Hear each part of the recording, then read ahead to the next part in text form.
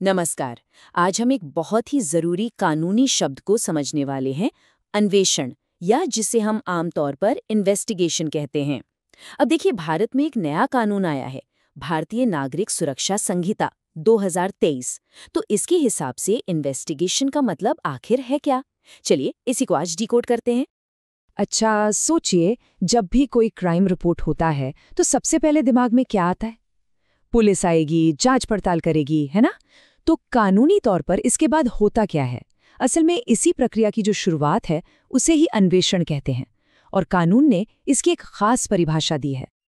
हाँ, मुझे पता है। पहली बार में ये परिभाषा पढ़कर लगेगा कि अरे ये तो बहुत मुश्किल है, इतने सारे भारी भरकम शब्द हैं।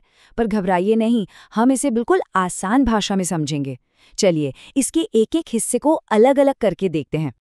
तो जैसा मैंने पहले बताया, ये परिभाषा कोई पुरानी नहीं है। ये भारतीय नागरिक सुरक्षा संहिता 2023 से ली गई है, जो हाल ही में लागू हुआ है। इसका मतलब ये हुआ कि आज के समय में इसे समझना हमारे लिए और भी जरूरी हो जाता है। ठीक है, तो अब सबसे पहले और सबसे बड़े सवाल पर आते हैं। आखिर किसी भी इन्वेस्टिगेशन का, किसी भी अन्वेषण का असली मकसद होता क्या है? कानून की नज़र में इसका मूल उद्देश्य क्या है? देखिए, पूरी लंबी चौड़ी परिभाषा का जो निचोड़ है, जो उसका दिल है, वो बस इस एक लाइन में छिपा है: साक्ष्य एकत्र करने के लिए। बस यही वो चीज है जिसके इर्द गिर्द पूरी इन्वेस्टिगेशन घूमती है। तो बिल्कुल सीधे साधे शब्दों में कहें तो अन्वेषण का मतलब है सबूत इकट्ठा करने का ऑफिशियल प्रोसेस। इसका और कोई काम नहीं है सिवाय इसके कि सबूतों के दम पर सच तक पहुंचा जाए। बस यही इसका एकमात्र मकसद है। ठीक है, तो ये तो समझ आ गया कि इन्वेस्टिगेशन का क्या मतलब है, यानी सबूत इकट्ठा करना। पर अब अगला सवाल आता है, कौन? मतलब ये जांच करने की जिम्मेदारी आखिर है किसकी? कौन कर सकता है ये काम? और इसका जवाब भी हमें इसी परिभाषा में मिलता है। कानून साफ साफ बताता है कि ये अधिकार किसके पास है और किसके पास नहीं। तो देखिए, यहाँ पर पावर का डिवीजन एकदम क्रिस्टल क्लियर है। इन्वेस्टिगेशन कौन करेगा? या तो पुलिस ऑफिसर, या फिर कोई ऐसा व्यक्ति जिसे मजिस्ट्रेट ने इस काम के लिए ऑथोराइज किया हो।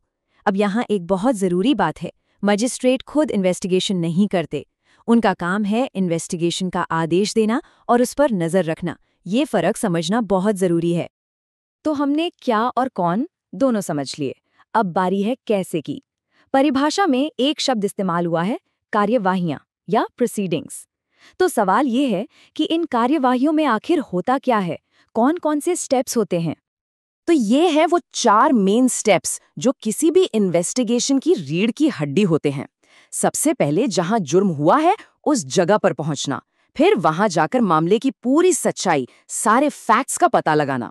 इसके बाद जो सस्पेक्ट है उसे ढूंढना और गिरफ्तार करना, और आखिर में जरूरी जगहों की तलाशी लेना और सबूत के तौर पर जो भी सामान मिले उसे जब्त करना। ये एक पूरा प्रोसेस है। चलिए, तो अब तक हमने सारे बेसिक नियम समझ लिए, लेकिन कानून में हमेशा कुछ ना कुछ लेकिन या इफ एंड बट्स होता है। तो अब हम एक ऐसी ही जरूरी बारीकी पर नजर डालेंगे, एक ऐसा अपवाद जो इन सारे नियमों को बदल सकता है। हाँ, जैसा मैंने कहा, ये हमेशा इतना सीधा और सरल नहीं होता। कानून में एक एक्सप्लेनेशन क्लॉज यानी स्पष्टीकरण भी जोड़ा गया है, और ये हमें बताता है कि कुछ खास सिचुएशन में ये जो सामान्य परिभाषा हमने सीखी है वो लागू नहीं होगी। ये जो टेक्स्ट आप देख रहे हैं, ये कानून से हूबहू लिया गया है।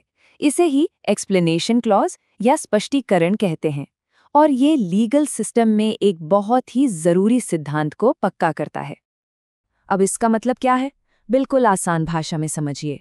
मान लीजिए किसी खास मुद्दे के लिए एक स्पेशल कानून बना है, जैसे एनडीपीएस एक्ट जो ड्रग्स के लिए है, या यूएपीए जो आतंकवाद के लिए है। अगर इन स्पेशल कानूनों में इन्वेस्टिगेशन का तरीका अलग दिया गया है, तो फिर वही तरीका माना जाएगा। ये जनरल परिभाषा वहां लागू नहीं होगी। मतलब स्पेशल लॉ हमेशा जनरल लॉ पर भारी पड़ेगा। ठीक है, तो हमने इस पूरी परिभाषा को, इसके हिस्सों को, इसके अपवाद को, सब कुछ समझ लिया। लेकिन अब सबसे बड़ा सवाल, आखिर एक साफ सुथरी, क्लियर परिभाषा का होना इतना जरूरी क्यों है? इससे फर्क क्या पड़ता है? तो चलिए एक बार फटाफट से रिकैप कर लेते हैं कि हमने क्या क्या सीखा। पहली बात, इन्वेस्टिगेशन का पूरा खेल सबूत इकट्ठा करने का है। दूसरी, ये काम सिर्फ पुलिस या उसके द्वारा ऑथोराइज लोग ही कर सकते हैं।